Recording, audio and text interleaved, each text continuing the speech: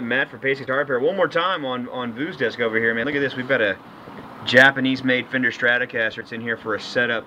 Got an old school locking Fender labeled tremolo system. Very similar to what a Floyd is, but it's you can't pull sharp on it. But this guitar's in here for a setup. Obviously needs an E string, and the fretboard is a little thirsty. I think it's dried out. Frets are kind of dingy, so we're gonna clean all that up. One more thing I forgot to mention about this guitar is, looks like somebody busted a nut. We're gonna have to take care of that too. Alright, and just checking it out right off the bat, we've noticed that the switch has got, some really bad contact points in it, so that thing has got to go. That's no bueno. Alright, so one more thing to take note of. Let me see, I don't know if the camera's going to focus, but you should be able to see, like right here, this fret actually has a cut in it. I don't know what can cause that kind, but it's definitely something you can feel. Something laying on the string. Just something laying on the string. Maybe it was in the case, and the case was upside down. Just something put too much pressure on that fret, and it just gave. So that's going to have to be replaced at the very least. And if you're going to replace one fret, do you just do a complete fret job on the guitar completely? This is actually an 85, and you can kind of see right here.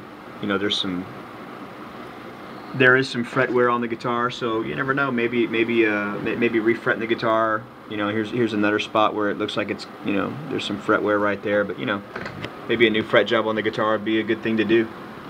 Alright, so we're back over here with this 85 Strat. We've contacted the customer and let him know about the 3rd fret, and as well as the switch, and that's not something that he really wants to take care of at this particular time, but it may be back in here to get those issues addressed later on. And that's the freedom of Pace Guitar Repair.